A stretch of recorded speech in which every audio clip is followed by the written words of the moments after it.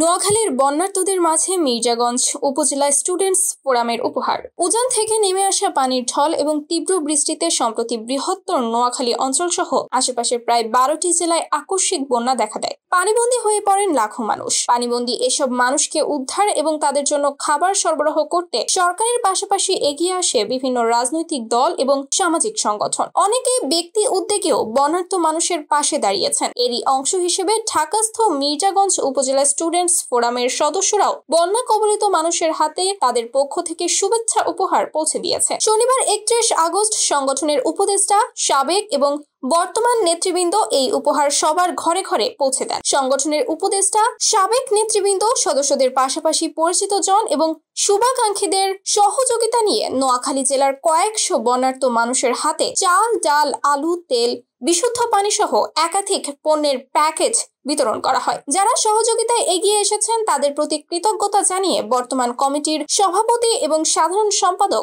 আগামীতেও সংগঠনের পাশে থাকবেন বলে প্রত্যাশা দিয়েছেন। সংগঠনের উপদেষ্টা এবং স্বেচ্ছাসেবক দলের কেন্দ্রীয় বাণিজ্য বিষয়ক সম্পাদক অ্যাডভোকেট খলিলুর রহমান এমন উদ্যোগের কথা তুলে ধরে বলেন, মানুষ মানুষের জন্য, কে কোন অঞ্চলের সেটা বড় কথা নয়। ভয়াবহ এই বন্যায় গোটা দেশ যেন এক হয়ে গেছে। সবাই নিজ নিজ স্বার্থের মধ্য থেকে বন্যার্তদের সাহায্য করছে। আমরাও চেষ্টা করেছি তাদের পাশে দাঁড়ানোর। অ্যাডভোকেট খলিলুর রহমান বলেন, ত্রাণ সহায়তা দেওয়ার ক্ষেত্রে সমন্বয় থাকলে সবার হাতে খাবার থেকে শুরু করে সব ধরনের পণ্য পৌঁছানো সম্ভব, কিন্তু অনেক সময় মূল সড়কের আশেপাশের এবং আশ্রয় কেন্দ্রের লোকজন সহযোগিতা পেলেও প্রত্যন্ত অঞ্চলের মানুষ বঞ্চিত রয়ে যাচ্ছে। আমরা চেষ্টা করেছি বঞ্চিতদের হাতে খাবার পৌঁছে দিতে। বন্যার্তদের জন্য খাদ্য সহায়তা প্রদান কার্যক্রমে অংশগ্রহণ করেন সংগঠনের সাবেক সাধারণ সম্পাদক নুরুদ্দিন এলাহি, বর্তমান সাধারণ সম্পাদক মোহাম্মদ মাজিদুর রহমান সৈকত, খালিদ হাসান রুমি, রাহাত শিকদার, মোহাম্মদ রিয়াদ, সানভীর আহমেদ কাউসার, কাউসার আহমেদ সহ